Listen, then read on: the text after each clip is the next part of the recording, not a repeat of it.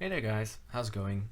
Today I want to show you how to install Ubuntu server on your Raspberry Pi and with it then Chia. So you can farm or plot Chia on your Raspberry Pi. So yeah, have fun. First of all, we need to install Ubuntu server on a micro SD card. For that I'm gonna use the Raspberry Pi imager. The link will be in the description down below for you to download.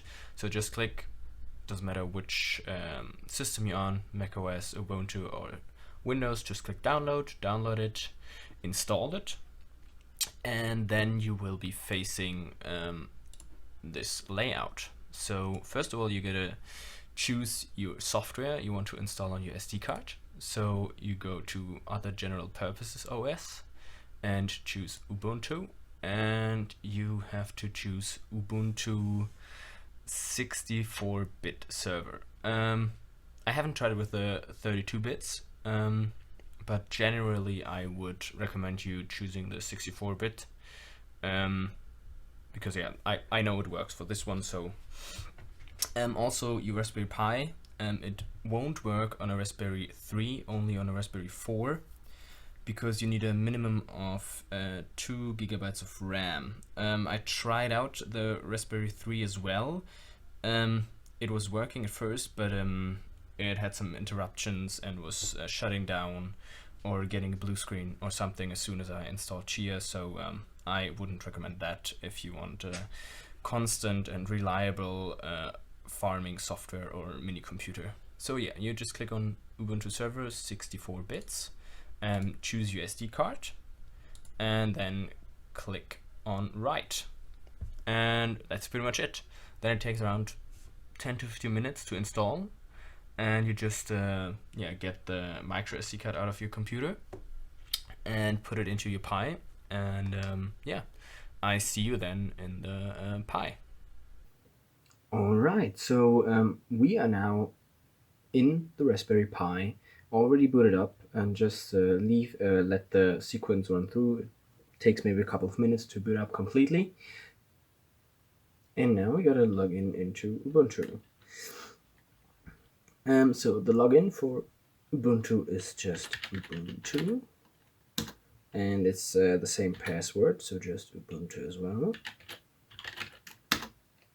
There we go. Now we have to change the password, so just type in your current password. And then the new one. And then retype it. And there we go.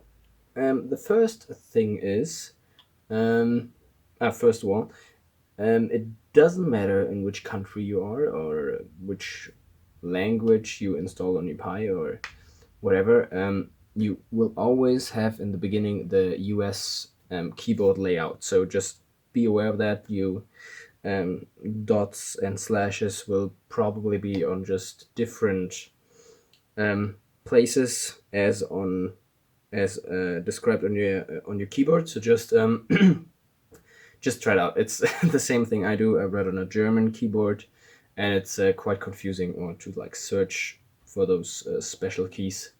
But yeah, just trial and error, and we're gonna change the keyboard layout in a bit. But those first few steps, you still have to type on an US keyboard layout. So the first thing we do is we're gonna create a new account called root. So you're just gonna type in sudo password root, and we also going to create a password for that account so that we can access that from our computer then via Wi-Fi or LAN. So just type in your new password, retype it. There we go. Then we have to go into the config data, the config file, to change the settings that we can that we allow a remote login for our root account from our computer. So we first have to allow the computer to access our Raspberry Pi. So what you're going to do is you type in sudo nano space and then just backspace. But let me see where it is. That was what I was talking about. You just have to find it first on you if you have a different keyboard. And let me see.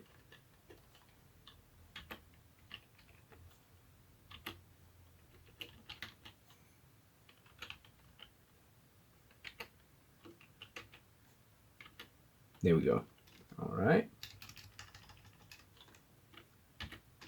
And then you type in etc backslash again ssh backslash again sshd and let me see.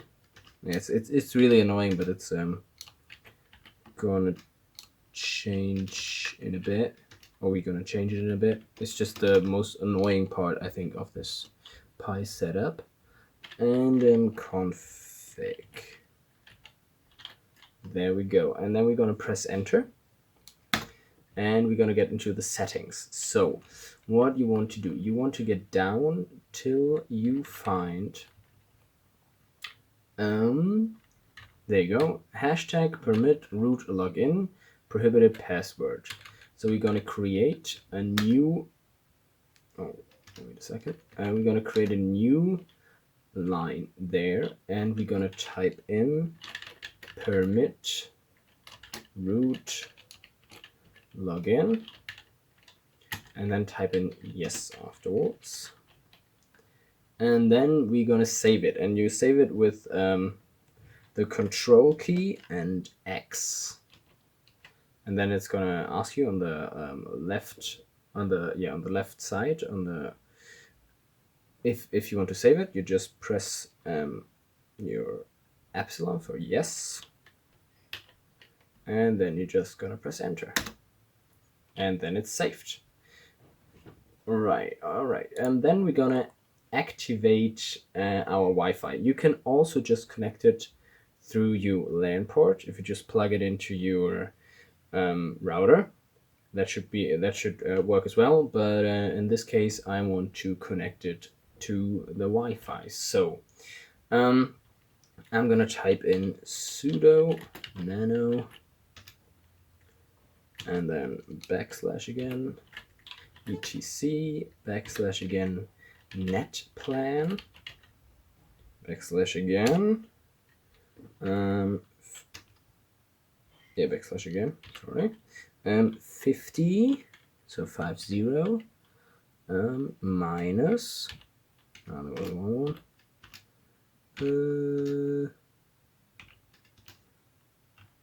minus cloud minus init dot there we go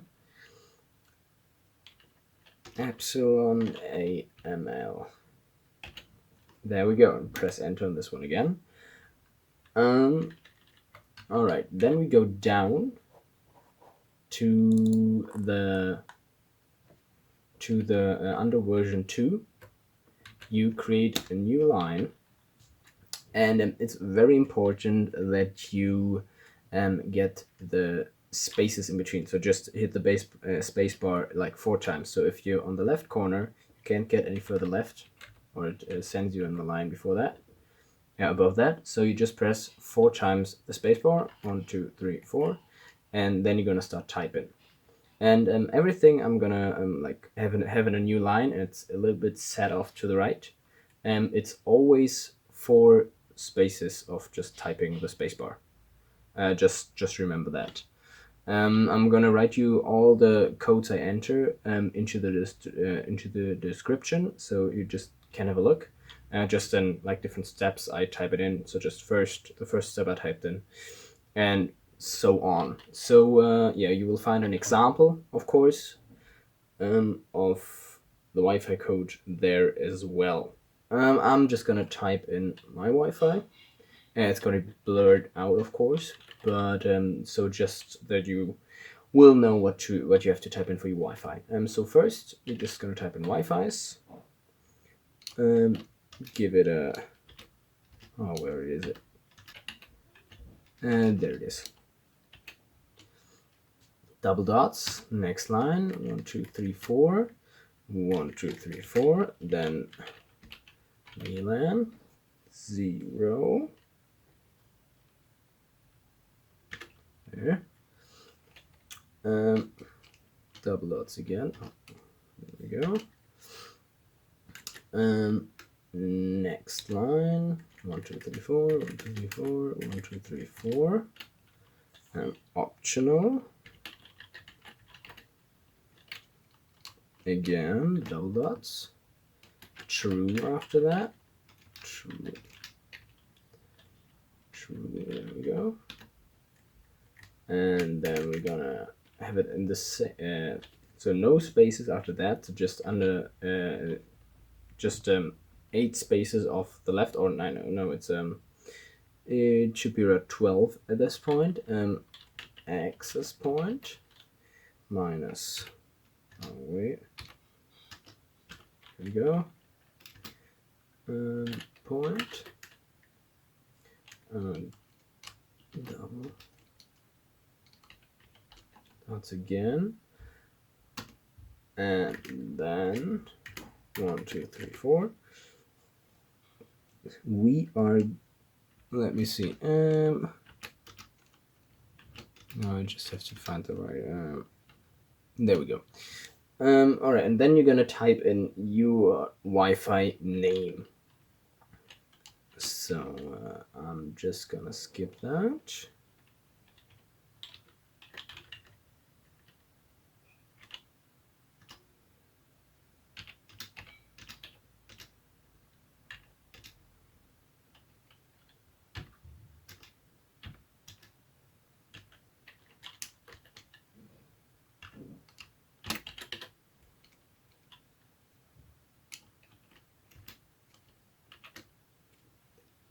And don't forget the double dots after your Wi-Fi name. And then the next line. And then you're just going to go to the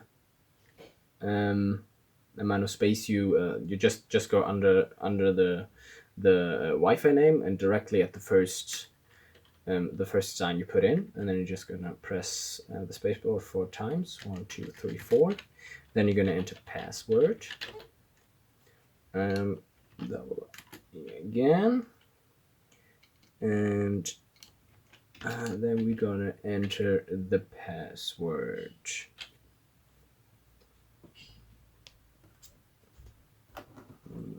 Let me just get that.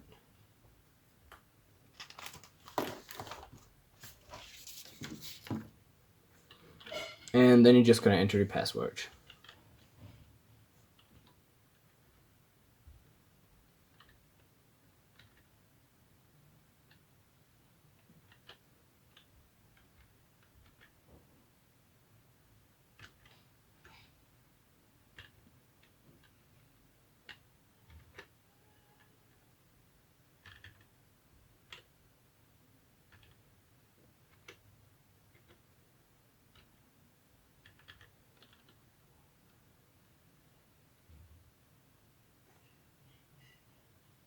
All right, and you're gonna end it as well here. There we go. And then you're just gonna put directly under access point DHCP4.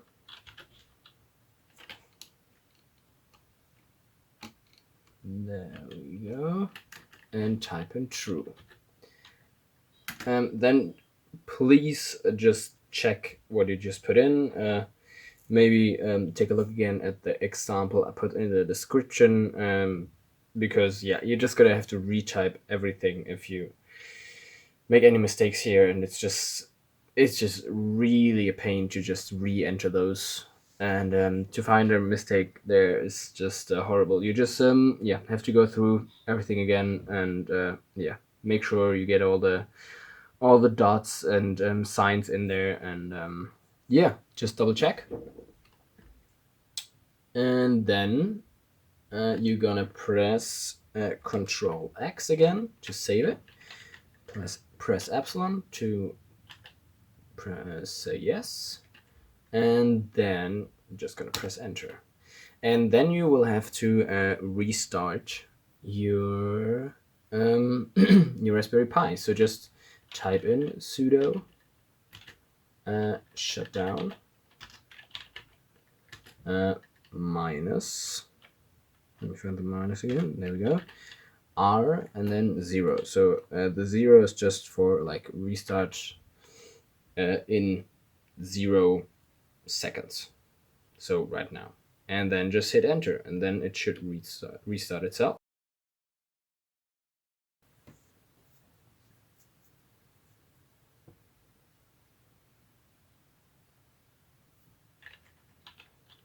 Alright, let's just try logging in again. I had to hard restart the Pi, so let's see, that should work quite good. Type in your password. And there we are. Alright, so we're now in root. And now we want to get the newest Ubuntu software on it. So we're just gonna type in apt minus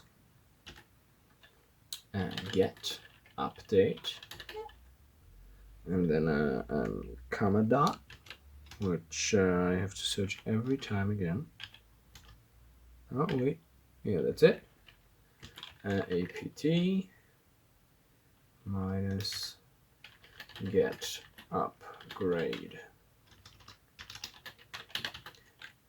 There we go. Minus yes, so just an epsilon, and hit enter. And this process is going to take a while. Just let it go through. It pauses sometimes in between. Just make sure that nothing is still booting up or getting upgraded. So just leave it alone for like around 10 to 15 minutes, and see you then. All right, now that it all got updated, this window should open, and you just gonna want to keep your local version, which is currently installed. Otherwise, your config file where you put down that you permit a root login from through your Wi-Fi or through your LAN from your computer, for example, and your Wi-Fi settings will also get lost if you just install a new version or just get rid of the config file. So just keep the local version constantly installed and just press enter. And that's it. From there, it's still setting something, so we just have to wait for a couple of minutes again. All right, now that we are finished with all the updates and upgrades, we're gonna reconfigure our keyboard. So by the way, you will see when it's finished updating, you see it's just saying root at Ubuntu. So then you know it's finished installing. Otherwise, sometimes it's just the cursor just blinking there.